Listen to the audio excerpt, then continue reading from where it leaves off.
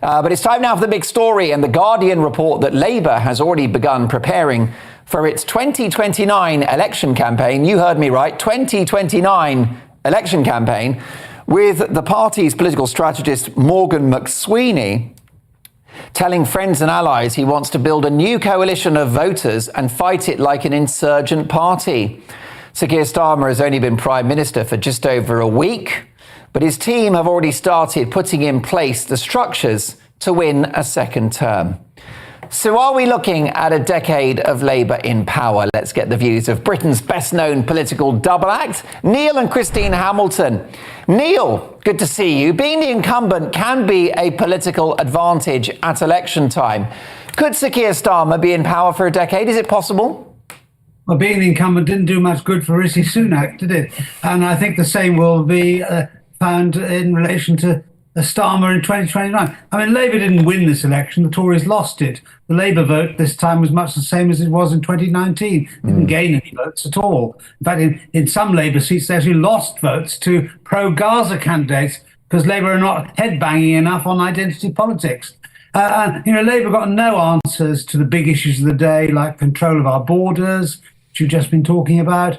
Ed Miliband, a head-banging eco-crank, as Secretary of State for Energy, is going to double down on net zero, which is the biggest transfer of wealth from the poor to the rich in our lifetimes. They've got absolutely no idea whatsoever what the feelings of ordinary people are, and they certainly have no instinct for supporting them. So the insurgents in the last election obviously were Farage and Reform. Labour are the very opposite of an insurgent party. They're just a kind of conservative left-wing clique who is more and more out of touch with ordinary working-class people. So if the political system is now very fractured, and I don't think we can think of it in two-party terms of Tory and Labour in and out. The next parliament is going to be a make and break for the current electoral system, which has produced this absurd result where the Liberals get 71 seats on fewer votes than Reform, which win only 5.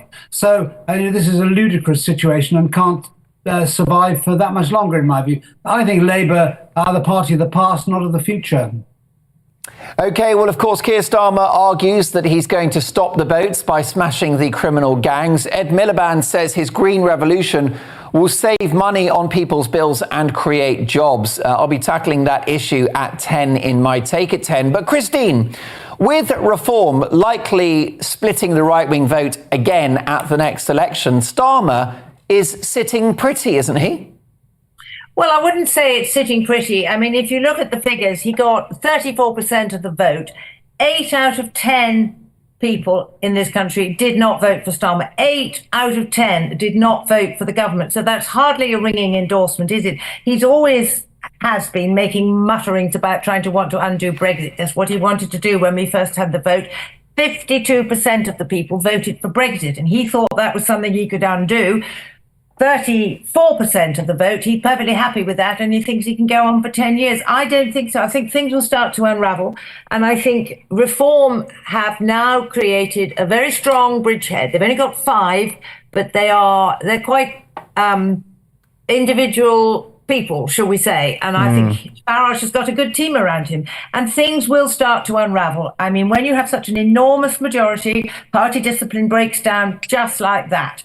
And you will find on one issue after another that the Labour troops become quite difficult to maintain. So I think the idea that I think you said, forgive me if I got it wrong, that are we looking at 10 years of Labour government? Certainly not, because they have a very, very small percentage of the vote, and the political tectonic plates are shifting, and Reform has washed them off, if that's the word I can use.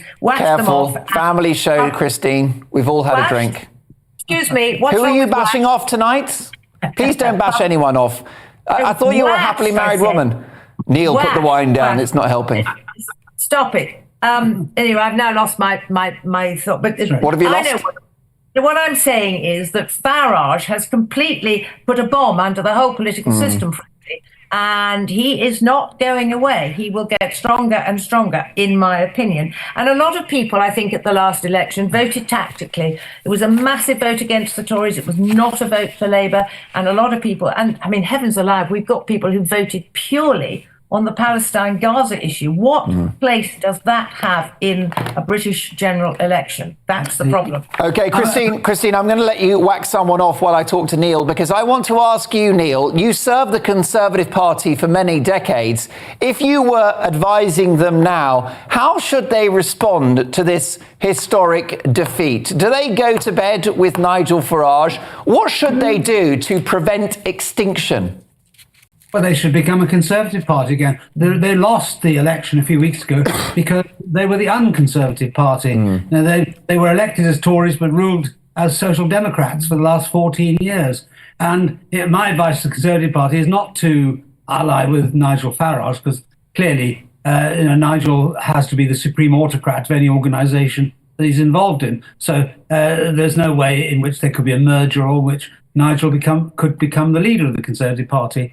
But what the Conservative Party should do is loot the Reform UK Party's manifesto of all the conservative ideas which they themselves should have been promoting for the last 14 years. And that's on low taxes, cutting regulation, delivering a full Brexit, scrapping the net zero nonsense, which is the biggest single threat, I think, to the British economy in the 5 years ahead, and governing as Thatcher would have done back in the 1980s, learning the lessons that we learned so expensively then, but which were squandered after John Major became leader of the Tory party in 1990, and then under Cameron and all the Muppets who succeeded him. They have completely failed to govern as Conservatives. That's the reason why we're in the mess that we're in today. Labour are actually making it worse. The only reason that Labour won was their slogan was, vote for us, we're not as bad as them. Actually, they're a lot worse. And that'll be quite evident by 2029. But the Tories can't rely on that alone, because Farage and Reform are out there as well, actually campaigning for the kind of conservative ideas the Tories ought to be campaigning for. Christine, briefly, final thoughts.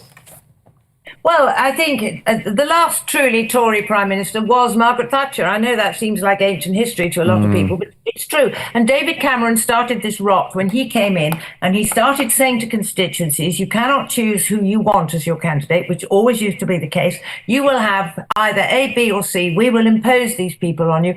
And the people that were imposed upon constituencies were basically small SD, Social Democrats. They weren't Conservatives. And they still did it right up to the 11th hour of this last election. I mean, Rishi Sunak bounced the election on his own party. They had way over 100 seats who hadn't got candidates, and a lot of the candidates were imposed on constituencies, and the rest is history. Let's have some proper Conservative candidates. I'm available. No, you are not.